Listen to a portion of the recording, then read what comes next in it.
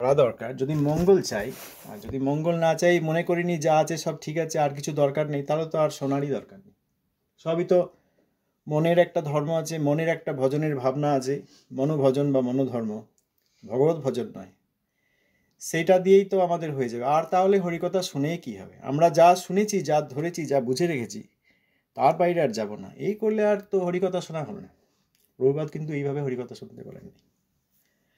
তো যাই হোক, অনেকে অনেক কিছু বলেছেন, সেখানে বৈষ্ণব সম্বন্ধে, অবৈষ্ণব সম্বন্ধে, বৈষ্ণবের আচার বিচার সম্বন্ধে, প্রভুপাদ সম্বন্ধে, নিত্যানন্দ প্রভু সম্বন্ধে বিশেষ প্রশ্ন ছিল না। প্রশ্ন ছিল কে কোথায় আঘাত পেয়েছেন। আর আমি যদি আঘাত পেয়ে থাকি, সেটা আমার বলবার অধিকার নেই, কারণ আমি তো আঘাতটা বুক পেতে নিতেই এসছি, ঠিক নয়? আমি এসেইছি আঘাতটা নিতে। এই যে আজকে এই কয়েকদিন, 2 মাস 1 মাস হয়তো আমরা পড়ছি, আপনারা দেখছেন, আমরা কিন্তু প্রভুপাদের কৃপায়, গুরুদেবের কৃপায় ছোটো থেকেই এসব পড়ে আসছি। কোনো না কোনো কারোর সঙ্গে একা একা হয়তো ফোনে আলোচনা হতো, তারপর আমরা ঠিক করলাম যে চলুন আমরা আরও কয়েকজনকে যোগ করি।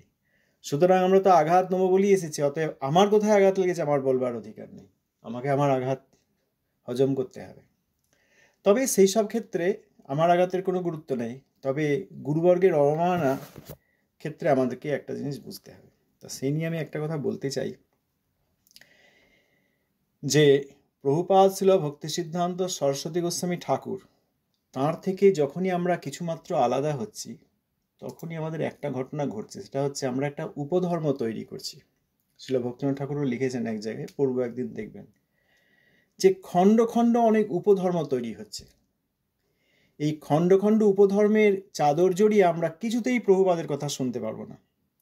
যদি মনে করি যে যা জানি ঠিক আছে, আমরা উপধর্মের মধ্যে থাকবো, এটা উপধর্ম নয়, এটাই সত্য ধর্ম, তাহলে এটা আমাদের বুঝে নিতে হবে। আর এইসবের পরেও একটা জিনিস দিয়ে নিশ্চিত করা যায় ভজন হচ্ছে কিনা, সেটা হচ্ছে হরিনাম ঠিক মতো হচ্ছে কিনা, হরিনামে রুচি এসছে কিনা, আসক্তি এসছে কিনা।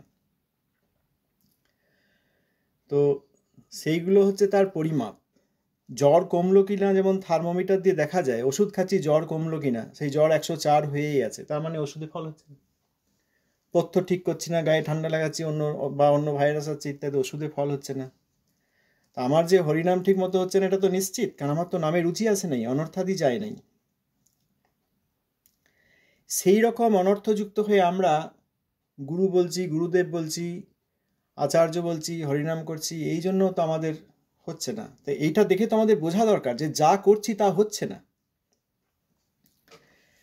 আরও কিছু কথা ভাবছিলাম, বললে হয়তো ঠিক বোঝা যাবে না, তবুও বলেই দিই। কুরুক্ষেত্রে যুদ্ধের সময় অর্জুনের কিন্তু দিব্যাস্ত্র ছিল হাতে, ছিল না? ওই স্বর্গে গিয়ে সব দিব্যাস্ত্র পেয়েছিলেন। তারপর পাশুপাত অস্ত্র ছিল, বহু অস্ত্র ছিল। কিন্তু অর্জুন মহামতি, মহাধুরন্ধর, মহাযোদ্ধা, মহাধনুর্ধর, কৃষ্ণের প্রিয় সখা, তিনি নরনারায়ণের নর, তিনি কিন্তু সেই সব দিব্যাস্ত্র প্রয়োগ করেননি। তিনি অন্যান্য সাধারণ অস্ত্র দিয়েই যুদ্ধ করেছেন, যাতে তার যোদ্ধা হিসাবে গরিমা থাকে। এবং 18 দিন কুরুক্ষেত্রে যুদ্ধ হয়েছে, তিনি একদিনেই সব যুদ্ধ জিততে পারতেন। যদিও অপরপক্ষে দ্রোণাচার্যের মতো অষ্টগুরু, গঙ্গাপুত্র ভীষ্মের মতো মহারথী, তারপর এদিকে কর্ণ, দুর্যোধন ইত্যাদি ছিলেন, কিন্তু তবুও অর্জুন সাধারণ অস্ত্র দিয়েই যুদ্ধ করেছেন। তো আপনাদেরকে একটা কথা আমি বিনম্র কণ্ঠে বলি, এমন অস্ত্র কিন্তু আছে গুরুবর্গের চরণে, যা একটা কথা বললে অবাক হয়ে যাবেন, হয় একদম বদলে যাবেন, আর নয় যা কিছু করছেন সব পরিবর্তন করে দেবেন এক মুহূর্তে। কিন্তু সেই সব কথা বলার এখনো সময় আছে। তো গতকাল কিছু কথা শুনলাম, কেউ কেউ আমি পরে ফোনও করেছেন যে তাঁরা সেই সব বলে কষ্ট পেয়েছেন। কষ্ট পাওয়ার দরকার নেই, যদি বুঝতে পারেন তো ভালো। একটা কথা আমরা দেখছি যে কোনো আচার্য 40-50 বছর পূর্বে তিনি অপ্রকট হয়েছেন। এখন যা কিছু হচ্ছে আমরা মনে করছি বোধহয় সেই আচার্যের গল্পই আমরা শুনছি, সেই আচার্যের কথাই আমরা শুনছি। তা কি ঠিক? কোনো সন্তান বাড়িতে বাবা মাকে 20 বছর 25 বছর 30 বছর একসঙ্গে দেখেও সে তার বাবার কথা ঠিকমতো মেনেও চলে না, বাবার কথা বুঝতেও পারে না। আর এই পারমার্থিক জগতে কোনো বিশেষ আচার্য ছিলেন 40 বছর 50 বছর 60 বছর পূর্বে অপ্রকট হয়েছেন, এখনো যা কিছু চলছে সবই তাঁর শিক্ষায় চলছে। আমরা যা শুনছি সেগুলো সব তাঁর শিক্ষা। এটা কিন্তু নাও হতে পারে, না হওয়াই স্বাভাবিক। কলি আছে, কলির কাল, কাল কলির বলিন ইন্দ্রিয় বৈরী বর্গা, শ্রী ভক্তি মার্গ ইহ কণ্টক কোটিরুদ্ধ, হা হা ক জামি বিকলহ কিমহং করমি, চৈতন্য পীঠং যদি নাদ্য কৃপাঙ্কনসী। এটা কলির কাল। এখানে কলি শুদ্ধ ভক্তির পথে শত কোটি কোটি কণ্টক বিস্তার করছে। মানে একটা রাস্তা দিয়ে যদি কোনো সম্পত্তি আছে, সেইখানে যাওয়ার জন্য একটা রাস্তা থাকে, পথ থাকে, আর সেখানে যদি কাঁটা বিছানো থাকে, মনে করুন অরণ্য, সেখানে কাঁটা বিছানো আছে, যাব কি করে? এই কাঁটাটা কিন্তু বিছিয়ে দিয়েছে কলি। আবার অন্যত্র দেখি, ধর্মস্য তত্ত্বং নিহিত গুহায়াং মহাজন যেন গতস্য পন্থা।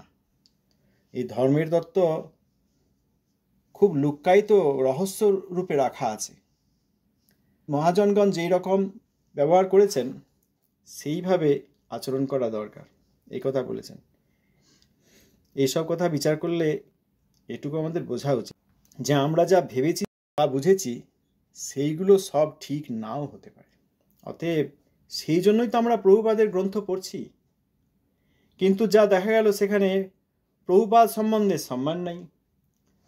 প্রভুপাদের বিরুদ্ধে যেরকমভাবে, প্রভুপাদের তো আর অসম্মান করা যায় না, চাঁদেরকে অসম্মান করবে। এই ছোট ছেলেপিলেরা দেখেছেন, হাউই চালিয়ে দেয়, রকেটের মতো একটা ইয়ে থাকে, কি বলে, ফায়ারওয়ার্ক, তা সেই রকেটের মতো কেনে উড়িয়ে দেয়। সেই রকেট ভাবে যে আমি ওই আকাশে উড়ে চাঁদের মুখে ছাই দিয়ে এলাম। এটা আমাদের একজন প্রাকৃত কবির কবিতাও বটে। কিন্তু সেই হাউই জানে না যে ছাইটা তার পিছনে পিছনেই ফিরে এলো, সে চাঁদের কাছাকাছিও যেতে পারেনি। অতএব অকলঙ্ক চন্দ্র আর ছিল ভক্তিবিনোদ ঠাকুর মহাশয়ের প্রার্থনায় নিয়ে আসা যে নিত্যসিদ্ধ পার্ষদ প্রভুপাদ ছিল সরস্বতী গোস্বামী ঠাকুর, তাঁকে কেউ অবমাননা করতে পারে না। আমরা সৌভাগ্যবান হব যদি তাঁর চরণের মহিমা আমরা বুঝতে পারি। একজন বললেন যে প্রভুপাদ বলেছিলেন যে একজন মনীষী আসছেন যিনি আমার কাজটা করবেন। এই কথাটা শুনে মনে হলো, বাহ, এটা তো ভালো গল্প, খুব শুদ্ধ ভক্তির গল্প। কারণ একজন আচার্যকে খুব সম্মান দেওয়া হচ্ছে। ছিল সাঁইপাদ সম্বন্ধে যে প্রভুপাদ ছিল সরস্বতী ঠাকুর নাকি বলেছিলেন যে একজন মনীষী আসবে পরে যে আমার কাজটা করবে। এইসব গল্প আমাদেরকে খাইয়ে দিয়েছে কেউ। এইটার মধ্যে যে অপরাধ লুকিয়েছে আমরা বুঝতে পারছি না। এটার মধ্যে কি অপরাধ আছে? এটার মধ্যে এই অপরাধ আছে যে ভক্তিবিনোদ ঠাকুর এত গ্রন্থাদি লিখলেন, তিনি মহাপ্রভুর নিত্য পার্ষদ, তিনি পারলেন না। বাবাজি মহারাজ, গৌরচর দাস বাবাজি মহারাজ, তিনি বিবেকানন্দী, তিনি কোনো প্রচারাদি করেন নাই, তাঁর নামই তো আমরা নিই না। আমরা অনেকে নেন না। প্রভুপাদ ছিল ভক্তি সিদ্ধান্ত সরস্বতী গোস্বামী ঠাকুর এসেছিলেন কিন্তু পারলেন না। তিনি বললেন আমার কাজটা আর একজন মনীষী এসে করবে। আমি প্রভুপাদ ছিল সরস্বতী ঠাকুর গ্রন্থ পড়েছি, প্রভুপাদের অনেক প্রবন্ধ দেখেছি, প্রভুপাদের অনেক উপদেশ পত্রাবলী বহু দেখেছি, কোথাও এইরকম কথা দেখি নাই। এই কথা যারা বলছেন তারা মহা অপরাধী। ছিল সাঁইপাদ তাদেরকে ক্ষমা করবেন না যে আমার গুরুদেব পারেন নাই, আমি সেই কাজ এসে সম্পূর্ণ করেছি। এই কথা বললে ছিল সাঁইপাদ তাদেরকে ক্ষমা করবেন না। এই গল্প যাদের কাছ থেকে শুনেছেন তাদেরকে ত্যাগ করবেন, তাতে মঙ্গল হবে। আপনাদেরকে আরেকটা ঘটনা বলে রাখি। এই ভক্তিবিনোদ ঠাকুর মহাশয়ের জৈব ধর্ম এখানে লেখা আছে, জীবের যে কনস্টিটিউশনাল পজিশন বা জীবের যে তত্ত্ব, সেটা হচ্ছে তটস্থ শক্তি থেকে জীব এসছেন। কৃষ্ণ, কৃষ্ণ মায়া, জীব, এই তিন তত্ত্ব শ্রী চৈতন্য চরিতামৃতেও আছে। আর জৈব ধর্মে ঠাকুর মহাশয় সেই কথাই ব্যাখ্যা করে বলেছেন যে জীব তটস্থ শক্তি থেকে এসেছে। কিন্তু ছিল স্বামীপাদ, ইস্কনের প্রতিষ্ঠাতা, আমার গুরুদেবেরই গুরু ভাই, তিনি আমার কাকা গুরু, তিনি বলেছেন ম্লেচ্ছ দেশে এসে তাদেরকে উৎসাহ দেওয়ার জন্য বলেছেন আমরা সব কৃষ্ণ পার্ষদ, আমরা সেখানে ফিরে যেতে চাই। হ্যাঁ, তত্ত্ব তো তাই, সেইটা এইসব লোকগুলো বুঝতে না পেরে তারা জৈব ধর্মের অবমাননা করেছে, যে কোনো তটস্থ শক্তি বলে কোনো শক্তি নাই। জীব সব কৃষ্ণের সঙ্গে গোকুলে ছিল, কৃষ্ণের প্রতি হিংসা করে সব পড়িয়ে গিয়েছে এখানে। যে ধামে গেলে আর কখনো ফিরে আসে না কেউ, বৈকুণ্ঠে গেলে কেউ ফিরে আসে না, যদ্ধাম নিবর্তন্তে শ্লোকে আছে। কিন্তু এনারা সেটা বুঝতে পারেন নাই, ধরেন নাই। যেহেতু ছিল সাইপাদ উৎসাহ দেওয়ার জন্য কখনো বলেছেন, এরা ভাবছে ঠাকুরমশাই জৈব ধর্মে যেটা লিখেছেন সেটা ভুল। তারপর তাঁরা এই জৈব ধর্ম আগুনে পুড়িয়ে দিয়েছিলেন, আগুনে ছুঁড়ে পুড়িয়ে দিয়েছিলেন। আপনারা কেউ কেউ তাঁদেরই আনুগত্য করছেন, বুঝে দেখুন। আর একজন ব্যক্তি, আমাদের ছিল প্রভুপাদের অন্যান্য আচার্যগণ, মহামহিম আচার্যগণ, যারা কেউ কারো অংশে কম নন, কোনো অংশে কম নন কারোর চেয়ে, সেই রকম আচার্যগণ এই জৈব ধর্ম, গৌড়ীয় কণ্ঠহার এইসব গ্রন্থ দিয়েছিলেন প্রচারের সুবিধার জন্য। গৌড়ীয় কণ্ঠহার গ্রন্থটি প্রভুপাদ লিখিয়েছিলেন। শ্রীমদ্ ভাগবত, শ্রীমদ্ ভগবদ্ গীতা, অন্যান্য শাস্ত্র, ভক্তিরসামৃত সিন্ধু এইসবের থেকে শ্লোক নিয়ে নির্যাস তুলে লিখিয়েছিলেন, যাতে প্রচারকদের এই তত্ত্ব প্রচার করতে সুবিধা হয়। এই কথা ইস্কনে দেওয়া হয়েছিল, এই গ্রন্থ দেওয়া হয়েছিল। 81 সালের শেষ দিকে একজন ব্যক্তি, নাম বলবো না, আপনারা জানেন, একজন ব্যক্তি সেই গৌড়ীয় কণ্ঠহারকে মাটিতে ছুঁড়ে ফেলে দিয়ে পায়ে করে দোলেছিল। এই গৌড়ীয় কণ্ঠহার, এতে ভগবানের নাম আছে, নামই একই। তাঁরা সেটা বুঝতে পারেন নাই। একমাত্র ছিল স্বামীপাদের গ্রন্থ ছাড়া আর কোনো গ্রন্থ পড়ব না, এই বলে একজন ব্যক্তি পায়ে করে দোলেছিল। তার আজ ভয়ঙ্কর কন্ডিশন, আমি নাম বললাম না। এবং তিনি তখন জিবিসির মেম্বার ছিলেন, এবং তাকে ছিল স্বামী মহারাজ একজন আচার্য অ্যাপয়েন্ট করেছিলেন। এইসব কথা বলার কোনো প্রয়োজন নাই, কিন্তু যেভাবে প্রভুপাদের অবমাননা করলেন তার জন্য এই উত্তরটা আমার দেওয়ার দরকার ছিল। আমি খুব দুঃখ পেয়েছি, এবং এই দুঃখ পাওয়াটা আমার দরকার। তবে প্রভুপাদের অবমাননা আমি সহ্য করবো না বলে আমি আপনাদের কাছে এই সকালে একটা কবিতা লিখেছি, যেটা এখনও রিভিউ হয় নাই ঠিক করে, আমাকে আবার পড়ে ঠিক করতে হবে। তবু যতটুকু আছে আমি সেইটুকু বলে আজকে আমি আমার প্রভুপাদ, তাঁর চরণে যে অপরাধমূলক কথা শুনেছি তার জন্য ক্ষমা চাইব। এই পত্রটি আমি ছিল স্বামী মহারাজকে লিখেছি, ইস্কনের প্রতিষ্ঠাতা। যাদের ভালো লাগবে শুনুন, ভালো না লাগলে আপনারা বাদ দিতে পারেন। কারণ আমি গত 2 দিন আগে একজন ভক্ত বলেছিলেন যে আমি এক জায়গায় গেছি যেখানে ছিল সাইপাদ এবং প্রভুপাদের দুইজনের আলেখ্য ছিল। প্রভুপাদের চরণে পুষ্প না দিয়ে স্বামী মহারাজকে শুধু পূজা করেছে দেখে আমার কষ্ট হয়েছে বলে আমি ফুল নিয়ে সেই আলেখ্যের চরণে গিয়ে দিয়ে এসেছি। আমাকে তারা সবাই দেখলো, আমি কোথা থেকে এলাম, কোথায় গেলাম, সব আমাকে তারা অনুসরণ করছিল, কারণ তারা কেউ প্রভুপাদের চরণে ফুল দেয়নি। এই কথা বললে আর একজন রেগে গেলেন। তাঁরা মনে করছেন যে প্রভুপাদের প্রতিদ্বন্দ্বী স্বামী মহারাজ। প্রথমে স্বামী মহারাজের ভাইদের সঙ্গে তাকে প্রতিদ্বন্দ্বী করা হয়েছিল। অনেককে অনেক গালিগালাজ করা হয়েছে, কাউকে সাপ বলা হয়েছে, কাউকে গেরিলা বলা হয়েছে, কাউকে দুশ্চরিত্রার পুত্র বলা হয়েছে, কারোর গায়ের রং কালো বলে তাকে মুসলমানের সন্তান বলা হয়েছে। এই সবগুলো যারা সহ্য করে আছেন তাঁরা কোনোদিন ভজন করতে পারবেন না। তাই এইসব দেখে আজকে আমি অল্প একটা বিষয়ের ওপর ছিল সাইবাদের চরণে একটা পত্র লিখেছি, সেইটা বলে আজ আমি শেষ করব। এই পত্র আমি আরও লিখতে থাকবো। ছিল সাইবাদের চরণে, যিনি আমার গুরুদেবেরই আর এক গুরু ভাই, আমার অনেক প্রার্থনা আছে। হে ছিল স্বামীপাদ, যে সারস্বত পুত্র বলি কইলে মহাদৈন্য, দশম অধস্তন তুমি আচার্য অগ্রগণ্য, যে ভক্তি সিদ্ধান্তবাণী পূজিয়া অনন্য, যে গুরু মহিমা গাহি জগৎ কর ধন্য, যাহার আদেশে বিশ্বে নাম প্রচারণ, যে পাদুকা কইলে তুমি মস্তকে ধারণ, কলি পরামর্শে তব শিষ্যব্রুবগণ, সেই প্রভুপাদ পদ করে অপহরণ। প্রভুপাদ পদ্মশ্রেষ্ঠ ভক্তি সিদ্ধান্ত বাণী, সাষ্টাঙ্গে প্রণাম কর গুরুপদ মানি, তব শিষ্য ব্রুব বলে সে পাদুকা আনি, গলাইয়া দাও প্রভু অভয় পদখানি। ভক্তিপথে বিছাইল কণ্টক অজস্র, গুহাতে লুকাই ভক্তি সিদ্ধান্ত রহস্য, বিদেশি বিদেশি বলি করে সব দাস্য, স্বভাবত কলি এবে করে অট্টহাস্য। এবে সবে পুছে বলো কেবা প্রভুপাদ, ভক্তি সিদ্ধান্ত মাত্র অশ্রদ্ধা অপরাধ। গৌড়ীয় ভাস্কর কিন্তু উলুকের বাদ, কলিহত ফল তাদের শুদ্ধ ভক্তিবাদ। এক প্রভু জগৎগুরু বিনার নয়, পরম্পরা শব্দে নাহি ম্লেচ্ছের পরিচয়। অতএব গুরু শিষ্য মিটায় সম্বন্ধ, তোমা এক গুরু মানে উপধর্মবন্ধ। নাম নামী অভেদ তত্ত্ব বুঝিবে কেমনে, পার্থিব বস্তু বিনা নাহিক দর্শনে। প্রভুপাদ নাম মাত্র পাত্রে নাহি যোগ, অতএব বাণিজ্যে জুড়ি প্রভূত সুযোগ।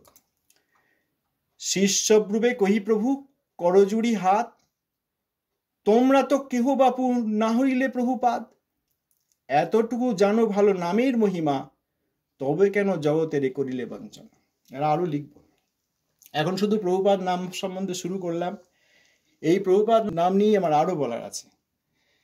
আর একটু সময় আছে, আমি এই কবিতা একটু ব্যাখ্যা করে বলি কি লিখতে চেয়েছি। তাহলে ছিল স্বামীপাদ, তিনি সারস্বত পুত্র অর্থাৎ প্রভুপাদের শিষ্য। প্রভুপাদের শিষ্য বলে তিনি অনেক দৈন্য করলেন। তিনি দশমাদস্থান আচার্যগণের একজন এবং অগ্রগণ্য, সকলেই অগ্রগণ্য, সকলেই শ্রেষ্ঠ, এবং তিনিও আচার্য অগ্রগণ্য।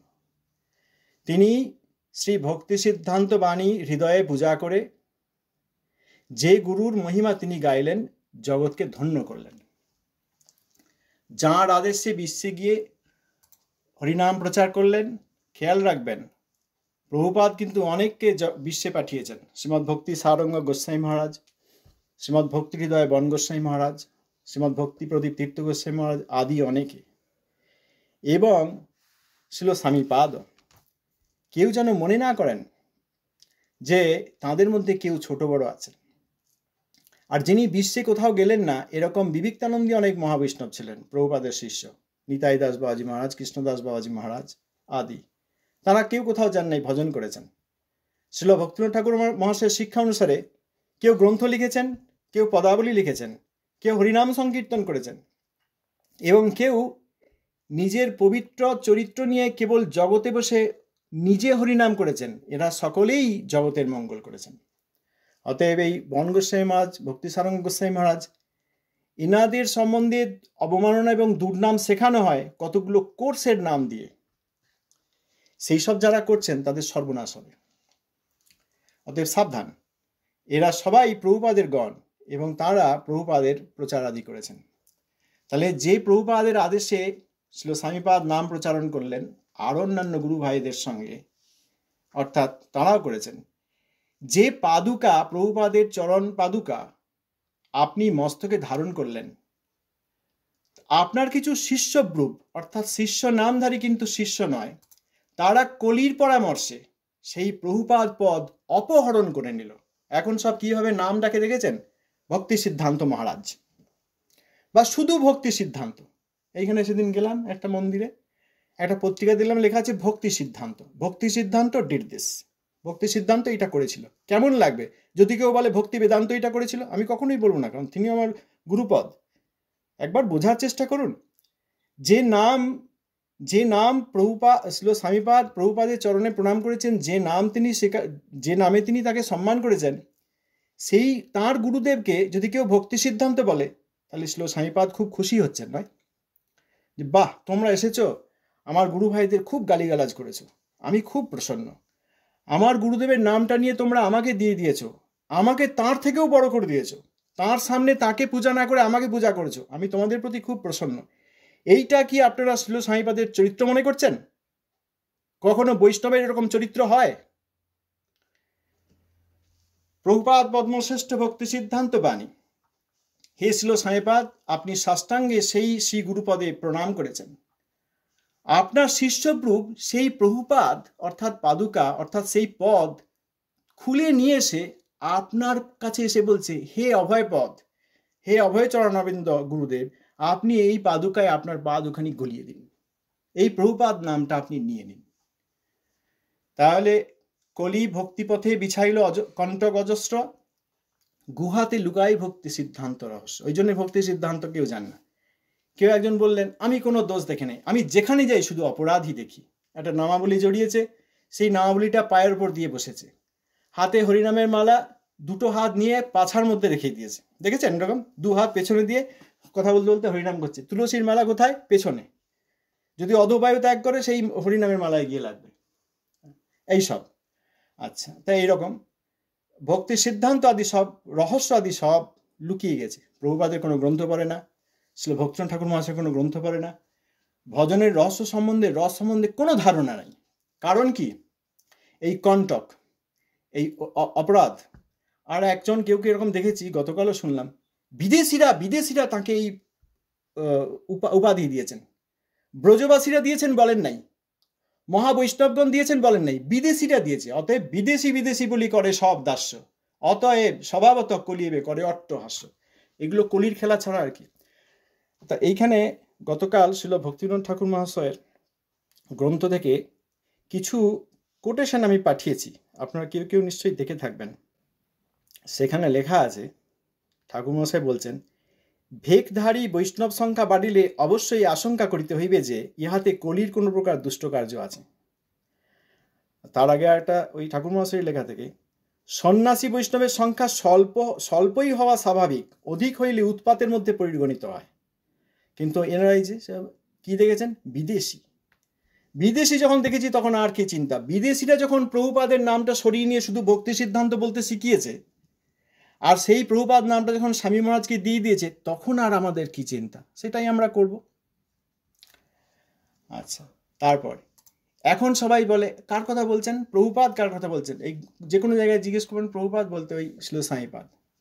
তাঁর গুরুদেব প্রভুপাদ ছিল ভক্তি সিদ্ধান্ত সরস্বতী গোস্বামী ঠাকুর, ভগবতী মাতার পুত্র।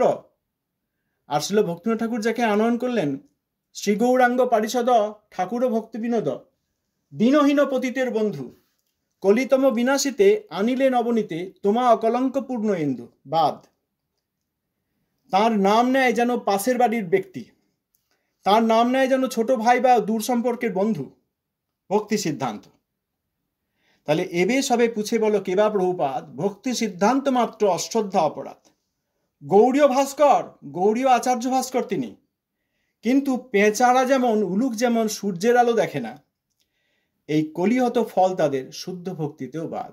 আমি প্রেমভক্তির কথা বলেছেন, বৈষ্ণব অপরাধের ফলে প্রেমভক্তি বাদ হয়। আর প্রেমভক্তি হতে হবে না, শুদ্ধ ভক্তিই হয় না। শুদ্ধ ভক্তি কিন্তু শান্তরসের মধ্যেও পড়ে। গতকাল পড়ছিলাম শ্রীল ভক্তিনাথ ঠাকুর মহাশয়ের গ্রন্থ থেকে, সেখানে ঠাকুর মহাশয় বলছেন যে শুদ্ধ ভক্তি কিন্তু শান্তরসেরও আছে, সেখানে কৃষ্ণের প্রতি মমতা নাই, প্রেমভক্তিতে মমতা আছে। আর প্রেম এই দাস্য সখ্য বাৎসল্য মধুরে হয়। তো এখানে ওই জন্য আমি এখানে লেখার চেষ্টা করলাম, কলিহত ফল তাদের শুদ্ধ ভক্তিবাদ। আর প্রেমভক্তিবাদ পর্যন্ত যেতে হবে না, শুদ্ধ ভক্তিতেই বাদ, তারা বিদ্ধ ভক্তিতে থাকবেন। আর ম্লেচ্ছ দেশে এই জিনিসটা আছে জানেন, এক যিশু খ্রিস্ট, তার উপরে কেউ নাই, তার নিচেও আর কেউ নাই, কোনো পরম্পরা বলে কোনো বস্তু নাই। এখন সেই সব ব্যক্তিরা এসে গিয়েছে, অতএব আবার কিসের পরম্পরা, আবার কিসের প্রভুপাদ গৌরকিশোর দাস ভক্তিনাথ ঠাকুর?